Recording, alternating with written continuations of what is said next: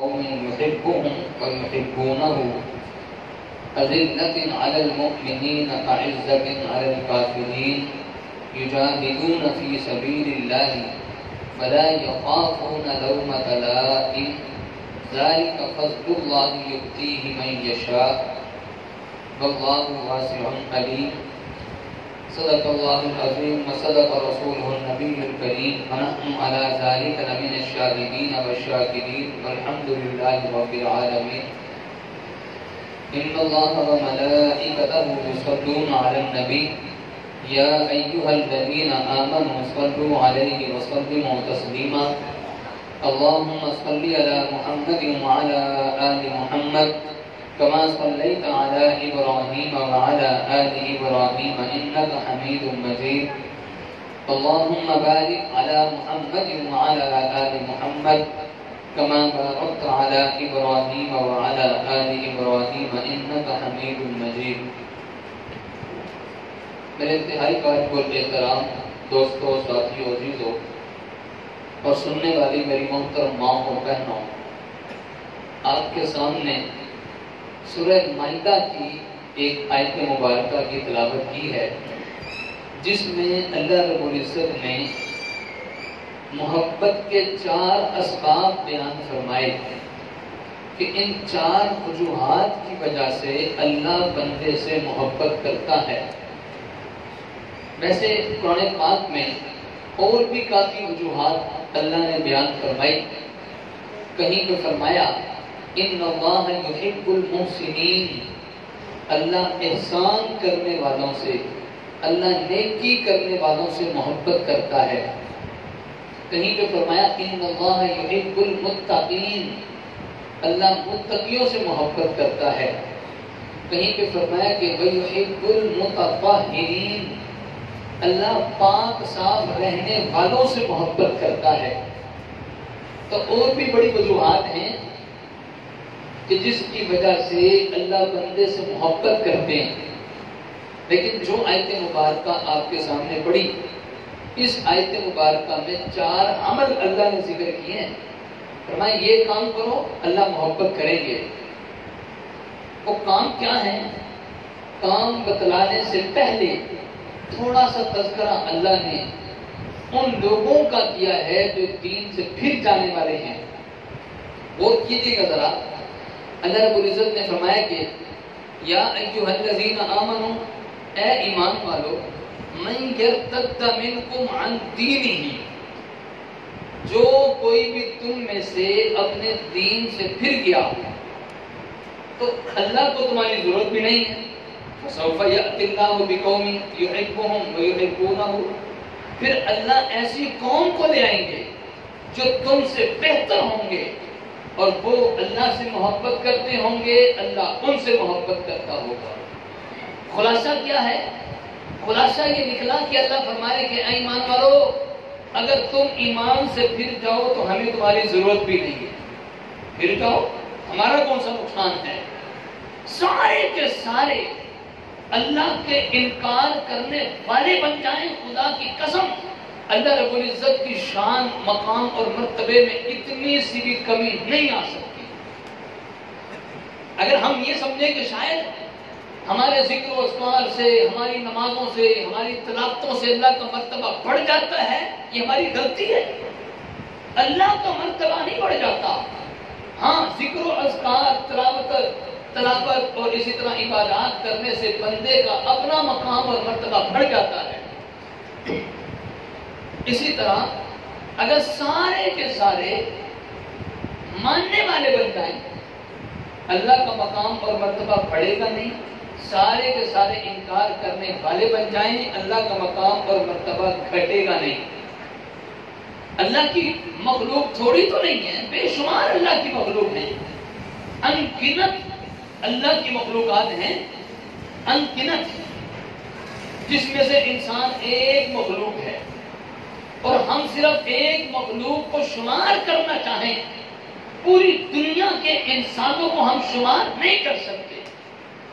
یہ جو مردم شماری میں لوگوں کو گنا جاتا ہے، اس میں بھی لاکھوں نہیں، ہو سکتا کروڑوں رہ بھی جاتے ہوں گے۔ اور پھر آج گنا ہے، کل تعداد اور ہوگی، ہزاروں لاکھوں ایک دن میں پوری دنیا میں پیدا ہو جاتے ہوں گے اور کتنے فوج بھی ہو جاتے ہوں گے، اور آئے دن تعداد بڑھ رہی ہے، تعداد میں اضافہ ہو رہا ہے۔ تو اللہ رب العزت کی کتنی مخلوقات ہیں۔ کئی سال پہلے سائنسدانوں نے نظریہ پیش کیا تھا کہ تقریباً کوئی 10 لاکھ کے قریب مخلوقات ہیں۔ ایک ان کا اندازہ تھا 10 لاکھ کے قریب، جس میں سے انسان ایک مخلوق، جانور ایک مخلوق، پرندے ایک مخلوق، چیونٹیاں، کیڑے مکوڑے، حشرات ایک مخلوق۔ اب ہم تو چند ایک ہی گن سکتے ہیں، اور کتنے زیادہ ہیں یہ اللہ ہی جانتا ہے کتنی زیادہ ہیں۔ پانی کے اندر ہمارے ذہن میں تو صرف ایک مخلوق ہے، مچھلی، لیکن صرف مچھلی نہیں ہے، اور بڑی مخلوقات ہیں۔ اور پھر فرشتے اللہ رب العزت کے اتنے زیادہ، ہر بارش کے قطرے کے ساتھ ایک فرشتہ اترتا ہے، اور صبح سے بارش ہو رہی ہے، اندازہ لگاؤ کتنے قطرے اتر چکے ہوں گے، اور ہر قطرے کے ساتھ ایک فرشتہ اترتا ہے۔ اگر ہر قطرے کے ساتھ ایک فرشتہ نہ اترے، یہ قطرہ انسان کے جسم پہ لگے اور اس کو تباہ و برباد کر کے رکھ دے، یہ ایسا ہے، یہ تو اللہ کی طرف سے ہر قطرے کے ساتھ ایک فرشتہ اترتا ہے۔ اور پھر ہر انسان کے ساتھ اللہ نے حفاظت کے فرشتے مقرر کیے ہوئے ہیں۔ انسان ٹریفک کے نظام کو دیکھے، کوئی ادھر کو جا رہی ہے، کوئی ادھر کو جا رہی ہے، کبھی آپ اس کی ریکارڈنگ چیک کریں اور تیز کر کے چلائیں تو عجیب سا ہی سسٹم ہوتا ہے۔ اس وقت سمجھ آتی ہے کہ یہ نظام اللہ ہی چلا رہا ہے، بندہ نہیں چلا رہا۔ تھوڑی سی اللہ فرشتوں سے حفاظت تو اٹھا لیتے ہیں، فرشتوں کو کہتے ہیں حفاظت اٹھا لو، تھوڑی سی فرشتے حفاظت اٹھاتے ہیں تو فوراً حادثہ پیش آ جاتا ہے۔ ہر وقت انسان کی حفاظت کے لیے اللہ نے فرشتے مقرر کیے ہوئے، اور پھر فرشتے بھی ایسے کہ جو ایک لمحے کے لیے بھی نافرمانی نہیں کرتے۔ وَيَفْعَلُونَ مَا يُؤْمَرُونَ، جو ان کے ذمہ کام لگا دیا پورا کرتے ہیں۔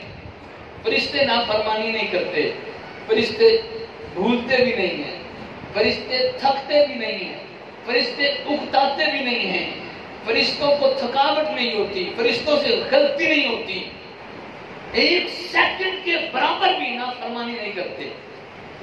اللہ نے جن فرشتوں کی جو ڈیوٹیاں لگا رکھی ہیں وہ اپنی ڈیوٹی پر وقت اچھے طریقے سے نبھا رہے ہیں۔ حضرت جبرائیل کی ڈیوٹی کی نبیوں پر وحی لے کر آنا، جو ان کی ڈیوٹی تھی اچھے طریقے سے نبھائی۔ قوموں پر عذاب لانا جبرائیل کی ڈیوٹی تھی، اچھے طریقے سے نبھائی۔ حضرت میکائیل کی ڈیوٹی کہ بارش کا برسانا، اللہ نے یہ کام ان کے ذمہ لگایا ہے۔ جہاں اللہ چاہیں بارش برستی ہے، میکائیل سے غلطی نہیں ہوتی۔ اسرائیل روح نکالنے والا فرشتہ، اس سے غلطی نہیں ہوتی کہ روح کسی کی نکالنی تھی اور نکال کسی اور کی دی۔ حضرت موسیٰ علیہ السلام کے زمانے میں ایک بہت بڑا حکیم افلاطون نام کا گزرا ہے، اس نے حضرت موسیٰ سے پوچھا کہ بتلائیے ذرا کہ میری موت کب آئے گی، اللہ سے پوچھ کر بتلائیں کہ میری موت کا وقت کیا ہے۔ حضرت موسیٰ نے اللہ سے پوچھ کے بتلا دیا کہ تیری موت کا وقت فلاں سن، فلاں تاریخ، فلاں وقت، یہ گھنٹہ، یہ ترتیب، اس وقت میں تیری موت آئے گی۔ افلاطون بڑا ہوشیار قسم کا تھا، لیکن یاد رکھیے جتنا مرضی ہوشیار ہو، ساری بندے کی تدبیریں، اس کی ساری چالیں اللہ کی تدبیر کے آگے کچھ بھی نہیں۔ قرآن میں اللہ بار بار فرما رہے ہیں واللہ خیر الماکرین، بہترین چال چلنے والے اللہ ہیں۔ بندے کی تدبیریں دھری کی دھری رہ جاتی ہیں، سارے پلاننگیں، سب منصوبے سب کے سب خراب ہو جاتے ہیں۔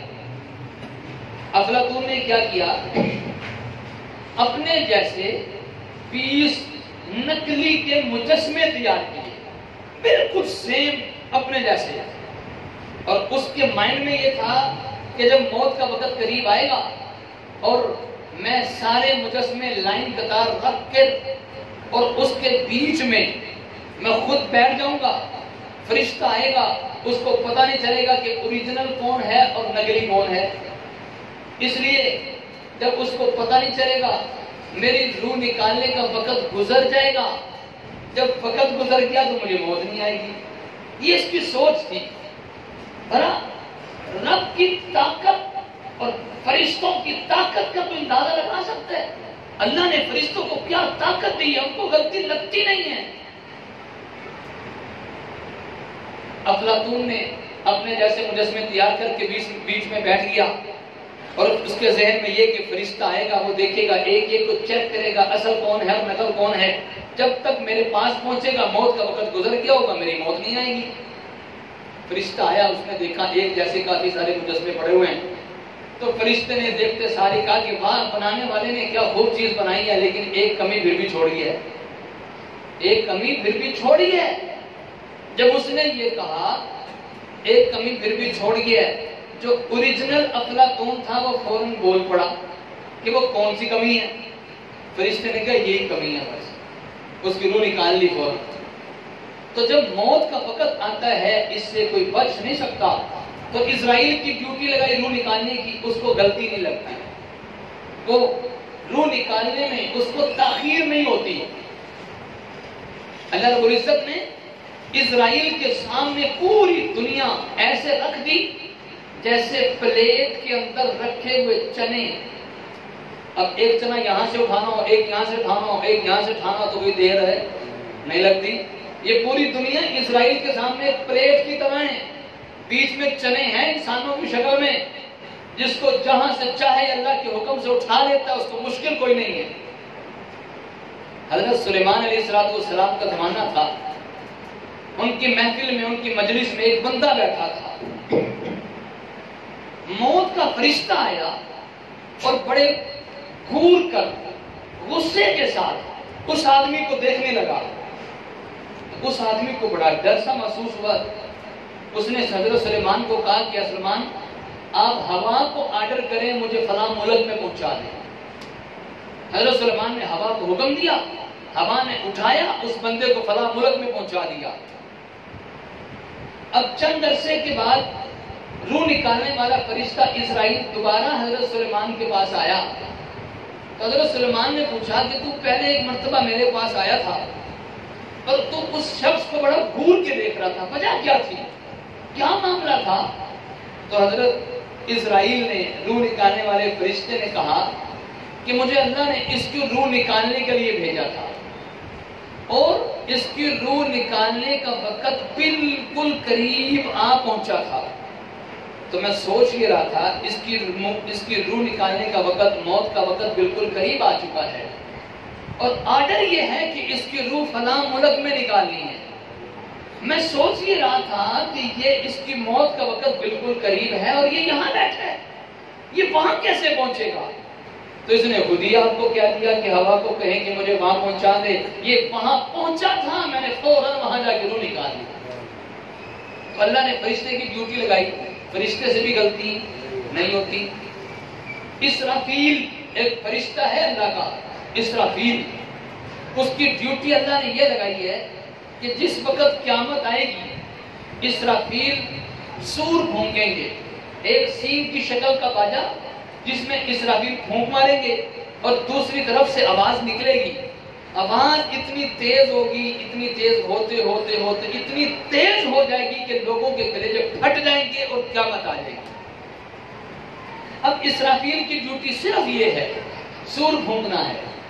اور اللہ رب العزت نے جب سے فرشتوں کو پیدا کیا اسرافیل کو اس وقت کا پیدا کیا ہوگا.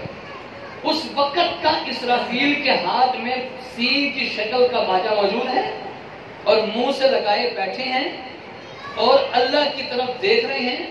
پلک بھی نہیں جھپکی کہ کب اللہ کی طرف سے آرڈر ہو فوراً پھونک مار دی جائے. اور اس کو کتنے ہزار سال ہو چکے ہوں گے کہ اسرافیل کی ڈیوٹی لگائی ہے اور ابھی آرڈر نہیں ہوا. کب کی ڈیوٹی لگائی ہوئی ہے اسرافیل نے، تب سے لے کر اب تک پلک نہیں جھپکی. کہیں ایسا نہ ہو کہ پلک جھپکوں اللہ ادھر آرڈر کرے پورا کرنے میں تاخیر ہو جائے. تو اللہ کی ایسی ایسی مخلوق کہ جو نافرمانی نہیں کرتی. قرآن میں آتا ہے کہ ہر مخلوق اللہ کی تسبیح بیان کرتی ہے، وَلَٰكِن لَّا تَفْقَهُونَ تَسْبِيحَهُمْ، تم ان کی تسبیح کو سمجھتے نہیں ہو۔ یہ بادل گرجتا ہے، تسبیح بیان کرتا ہے، یہ ہوائیں چلتی ہیں، تسبیح بیان کرتی ہے، یہ پرندے چہچہاتے ہیں، تسبیح بیان کرتے ہیں، اگر شیر دھاڑتا ہے تسبیح بیان کرتا ہے، لیکن بندہ ان کی تسبیحات کو سمجھتا نہیں ہے۔ اللہ رب العزت نے کسی مخلوق کو اشرف المخلوقات نہیں بنایا۔ اشرف المخلوقات اگر کسی مخلوق کو بنایا صرف انسان کو بنایا ہے، اور پھر کوئی بھی مخلوق اللہ کی اتنی نافرمانی نہیں کرتی ہوگی جتنا یہ انسان نافرمانی کرتا ہے۔ ارے کرتا کس چیز پہ ہے؟ یہی بات اللہ اس آیت میں کہہ رہے ہیں، اے ایمان والو، من یرتد منکم عن دینہ، اگر تم اللہ کے دین سے پھر گئے، اللہ کے دین پہ نہیں چلو گے، تو اللہ کو تمہاری ضرورت بھی نہیں ہے۔ پھر کیا ہوگا؟ اللہ ایسی قوم لے کر آئیں گے جو تم سے بہتر ہوگی۔ اور کبھی ایسا ہوتا ہے کہ اللہ پھر ایسی قوم کو لاتے ہیں کہ جو پچھلی قوم سے 1000 درجے بہتر ہوتی ہے۔ ہم تو جدی پشتی مسلمان ہیں جو اب مسلمان ہوتے ہیں، پہلے غیر مسلم تھے، اب ایمان قبول کر کے مسلمان بن گئے۔ ان کے ایمانی ٹمپریچر میں اور ہمارے ایمانی ٹمپریچر میں بڑا فرق ہوتا ہے۔ جو اب ایمان قبول کر رہے ہیں، پہلے غیر مسلم سے ایمان قبول کر کے مسلمان بن گئے، خدا کی قسم وہ مسلمان بنتے ہیں 100% بنتے ہیں۔ ایک غیر مسلم مسلمان ہوا، مسلمان ہونے کے بعد جب نماز شروع کرتا تھا تو اس کی نماز شروع کرنے میں بڑی دیر لگتی تھی۔ ہم تو فوراً اللہ اکبر کہہ کے نماز شروع کی، اس کی نماز شروع کرنے میں بڑی دیر لگتی تھی، اور پھر نماز بھی اتنی لمبی کرتا تھا کہ مسلمان پوچھنے پہ مجبور ہو گئے، یار تیری نماز بڑی لمبی ہے۔ اب اس غیر مسلم جو نیا نیا مسلمان ہوا تھا، اب وہ نو مسلم بن گیا، اس کا جواب سنا راشد صاحب، کہنے لگا کہ حدیث میں آیا کہ نماز ایسے پڑھو گویا تم اللہ کو دیکھ رہے ہو، اور اگر یہ کیفیت پیدا نہیں کر سکتے، یہ کیفیت نہیں بنا سکتے، تو کم از کم یہ دھیان پیدا کرو کہ اللہ ہمیں دیکھ رہے ہیں۔ تو وہ جو نیا نیا مسلمان ہوا تھا نا، کہنے لگا کہ یار تم تو ہو پرانے مسلمان، تمہاری پریکٹس ہوئی پڑی ہے یہ کیفیت بنانے میں، تو میری ابھی پریکٹس نہیں ہوئی، تو جب تک میرا یہ دھیان نہیں نہ بن جاتا، میری یہ کیفیت نہیں ہو جاتی، اس وقت تک میں نماز شروع نہیں کرتا۔ جب میری کیفیت بنتی ہے تو میں پھر نماز شروع کرتا ہوں۔ یعنی یوں کہہ رہے ہیں کہ اس کا دل، اس کا مائنڈ چیک کریں، کیا کہنے لگا؟ تم تو پرانے مسلمان ہو، تمہاری کیفیت جلدی بن جاتی ہے، تمہاری پریکٹس ہوئی پڑی ہے، میری پریکٹس نہیں ہوئی پڑی، مجھے ذرا یہ کیفیت بنانے میں دیر لگتی ہے۔ اس کو کیا پتا کہ مسلمان کی کیفیت یہ نہیں بنی ہوئی، کسی ایک کی بنی ہو، سب کی تو میں بات نہیں کرتا، کسی ایک کی بنی ہوگی، ہزاروں لاکھوں میں وہ چند ایک گنے چنے بس، اس سے زیادہ نہیں ہے۔ ہمارے بزرگوں میں ایک بزرگ گزرے، حضرت مولانا فضل رحمان گنج مراد آبادی رحمت اللہ علیہ، فرماتے ہیں کہ جب میں نماز پڑھتا ہوں مجھے یوں لگتا ہے، محسوس ہوتا ہے کہ میں اللہ کے سامنے کھڑا ہوں، اور فرماتے ہیں کہ جب میں سجدہ کرتا ہوں تو مجھے یوں محسوس ہوتا ہے کہ میں نے اللہ کے قدموں میں سجدہ کر دیا، اور جب سر سجدے سے اٹھاتا ہوں تو مجھے یوں لگتا ہے کہ اللہ نے میری پیشانی کو بوسہ دیا۔ یہ کیفیت اللہ والوں کی، نیک لوگوں کی یہ کیفیت بن جاتی ہے پریکٹس کرنے کے ساتھ۔ تو اس لیے اللہ فرما رہے ہیں، اے ایمان والو، اگر تم پھر بھی گئے، دین سے پھر بھی گئے، دین پہ عمل نہیں کرو گے، نہیں چلو گے، اپنی نسلوں کو، ماتحتوں کو دین پر نہیں چلاؤ گے، اللہ نئی قوم کو لے آئے گا، اللہ نئی قوم پیدا کر دے گا۔ اور تفصیل کا موقع نہیں، ورنہ آپ کو بتلاؤں کہ اللہ نے جس کو نعمت دی اور اس نے نعمت کی قدر نہ کی، نہ قدری کی، اللہ نے وہ نعمت چھین کر کسی اور کو دے دی۔ حضور کی برکت سے عرب میں جہاد آیا تھا، مدینہ میں پہلا غزوہ ہوا، غزوہ بدر سن 2 ہجری میں، تو وہاں سے غزوہ شروع ہوا، جہاد شروع ہوا۔ آج وہاں جہاد تو نہیں ہے نا، آج جہاد تو دوسرے ملکوں میں ہے، وہاں سے جہاد چلا کہیں اور آ گیا۔ حضور کی برکت سے جس وقت حضور موجود تھے، علم کا مرکز مکہ اور مدینہ تھا، لیکن آج علم کا مرکز مکہ اور مدینہ نہیں ہے، آج علم کا مرکز پاکستان، ہندوستان، جو کہ پہلے بر صغیر تھا، موجودہ پاکستان، ہندوستان، یہ علم کا مرکز ہے، جو بڑے بڑے علماء جید اور مستند قسم کے، اتھینٹک قسم کے مفتیان کرام یہاں پہ موجود ہیں، دنیا کی کسی ملک میں موجود نہیں۔ اور یہ میں نہیں کہہ رہا، جو دنیا گھومے ہوئے ہیں، جنہوں نے دنیا کے کئی مرتبہ چکر لگائے ہیں، وہ بتلاتے ہیں کہ جو اللہ نے ملک کے پاکستان اور ہندوستان کو بڑے بڑے علماء دیے ہیں، وہ دوسرے ملکوں میں دیکھنے میں نظر نہیں آتے۔ اور خود ائمہ حرمین مکہ اور مدینہ کے مسجد حرام، مسجد نبوی کے امام، وہ خود کہتے ہیں کہ ہمارے استاد پاکستان کے علماء ہیں، ہم ان کے شاگرد ہیں، پاکستان کے علماء ہمارے استاد ہیں۔ تو اس لیے میرے دوستو، اللہ فرما رہے ہیں کہ اگر تم دین پہ نہیں چلو گے، دین سے پھر جاؤ گے، اللہ کوئی اور قوم لے آئیں گے۔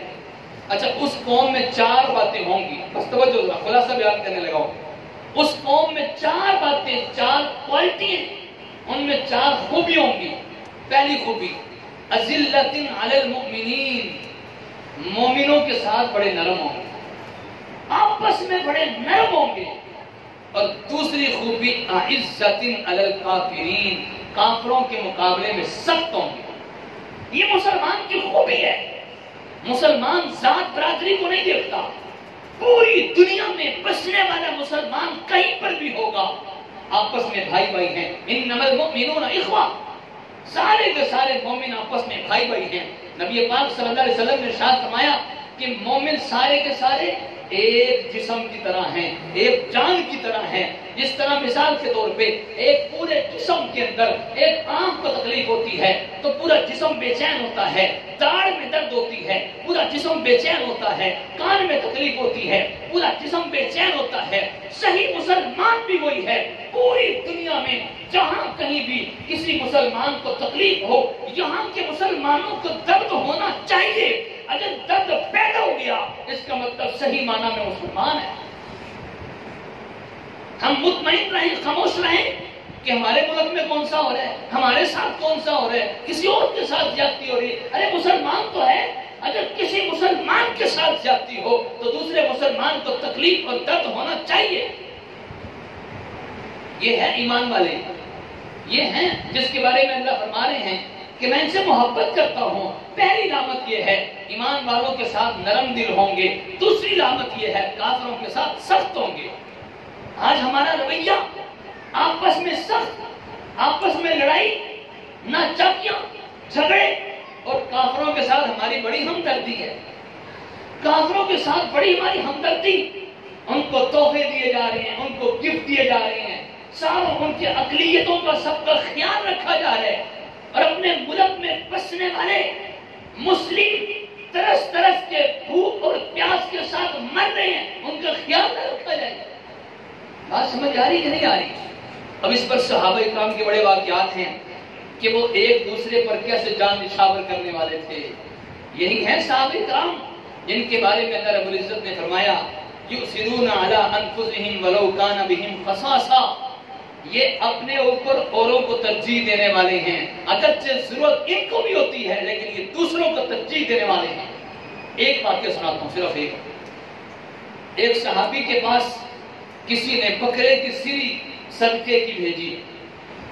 اب حالانکہ جن کے پاس بھیجی کھانے کے لیے ان کے پاس بھی کچھ نہیں، اب وہ بھی کھا سکتے تھے، بھوک اور پیاس ان کو بھی تھی، ضرورت ان کو بھی تھی، لیکن انہوں نے فوراً سوچا کہ میرے فلاں بھائی مسلمان، اس کو پتہ نہیں کتنے دن ہو گئے کھانا بھی ملا کہ نہیں ملا، چلو یہ سری ان کو دے دیتا ہوں۔ ان کے گھر پہنچا دی۔ اب جن کے گھر پہنچائی اس نے سوچا کہ ہمارا ایک اور بھائی ہے، پتہ نہیں اس کو ملی ہوگی یا نہیں ملی ہوگی، چلو یہ میں اس کو دے دیتا ہوں۔ یوں کرتے کرتے بکرے کی سری 7 گھروں سے چکر لگا کے پھر پہلے کے پاس پھر پہنچ گئے۔ اعلیٰ ترین مثال کہ ضرورت ہونے کے باوجود خود نہ رکھی، اوروں کو دے دی۔ اور ایسا بھی نہیں شاید ہمارے ذہن میں آئے کہ ان کو اچھی نہیں لگتی ہوگی، ان کو پسند نہیں ہوگی اس لیے اوروں کو دیتے رہے، ایسا بھی نہیں۔ قرآن کہتا ہے ان کو پسند بھی ہوتی تھی، ان کو ضرورت بھی ہوتی تھی، پھر بھی یہ اوروں کو ترجیح دیتے تھے اپنی ذات پر۔ یہ ہے آپس میں نرم دل اور کافروں کے مقابلے میں سخت۔ تیسری علامت تیسری علامت یجاہدون فی سبیل اللہ، اللہ کے راستے میں جہاد کرنے والے ہوں گے، اللہ کے راستے میں لڑنے والے ہوں گے، اپنی جان تن من دھن کی بازی لگانے والے ہوں گے۔ یہ حکومت اور ملک حاصل کرنے کے لیے نہیں، یہ شہرت حاصل کرنے کے لیے نہیں، اس وجہ سے نہیں کہ لوگ کہیں کہ بڑا بہادر لڑتے لڑتے جان کی قربانی دے دی، ایسا نہیں، بلکہ صرف اللہ کی رضا کے لیے لڑنے والے ہوں گے، اللہ کے دین کو پھیلانے کے لیے، اللہ کے دین کو عام کرنے کے لیے جہاد کرنے والے ہوں گے۔ اور چوتھی علامت، اللہ کے محبوب بندوں کی چوتھی علامت، وَلَا يَخَافُونَ لَوْمَةَ لَائِمٍ، یہ بات بڑی دھیان سے سننے والی ہے۔ وَلَا يَخَافُونَ لَوْمَةَ لَائِمٍ، لوگوں کی ملامت کی پرواہ نہیں کرتے۔ لوگ کیا کہیں گے؟ آج ہم سوچتے ہیں فلاں کام کر لیا، لوگ کیا کہیں گے؟ شادی پہ فلاں کام نہیں کیا تو لوگ کیا کہیں گے؟ فلاں رسم نہیں کی تو لوگ کیا کہیں گے؟ فوتی کے موقع پر یہ کام نہیں کیے تو لوگ کیا کہیں گے؟ ہم مانتے تو ہیں کہ ہے نہیں، غلط ہے، لیکن کرنا پڑے گا، لوگ کیا کہیں گے؟ ارے لوگوں کو چھوڑے، لوگ کیا کہیں گے؟ اللہ کے محبوب بندوں کی علامت یہی ہے کہ وہ لوگوں کی پرواہ کا خیال نہیں کرتے۔ لوگ کیا کہیں گے؟ لوگ کیا کہیں گے؟ چھوڑو اس کو، لوگ کیا کہیں گے؟ ارے یہ سوچو کہ ہمارا رب کیا کہے گا، ہمارا اللہ کیا کہے گا۔ کل قیامت کے دن اولین و آخرین سارے جمع ہوں گے، حضور کے سامنے بھی حاضری ہوگی، حضور بھی موجود ہوں گے۔ کہیں حضور یہ نہ کہہ دیں یہ میرا امتی نہیں ہے، اس نے سنت چھوڑ دی تھی، یہ میرا امتی نہیں ہے، اس نے دین میں بدعات ایجاد کی تھی، یہ میرا امتی نہیں ہے، اس کو میرا چہرہ پسند نہیں تھا، یہ داڑیاں کٹواتا تھا، یہ میری سنت کی خلاف ورزی کرتا تھا۔ کبھی ہم نے یہ سوچا کل قیامت کے دن حضور کیا کہیں گے؟ جس کے ہاتھوں جام کوثر ملنا ہے، جس کی سفارش سے حساب کتاب شروع ہونا ہے، کبھی ہم نے نہیں سوچا کہ اللہ کیا کہیں گے؟ آج ہمیں یہ تو فکر ہے کہ لوگ کیا کہیں گے۔ تو اللہ چوتھی علامت یہ بیان فرما رہے ہیں کہ کوئی بھی کام کرنا ہو، نظر اللہ پہ، نظر پیغمبر کے حکم پہ، لوگوں کی ملامت کی پرواہ نہیں کرنی ہے۔ اچھا 4 کام کر لیے پھر کیا ملے گا؟ فرمایا یہ اللہ کا محبوب بن جائے گا، اللہ کا پیارا بن جائے گا۔ ذالک فضل اللہ یؤتیہ من یشاء، یہ چاروں کام کرنے کی توفیق انہی کو ملتی ہے جن پر اللہ کا فضل ہوتا ہے۔ اللہ سے دعا ہے اللہ تعالیٰ ہم سب کو ان چاروں کاموں کو اپنانے کی توفیق عطا فرمائے، آمین۔ وآخر دعوانا الحمدللہ رب العالمین۔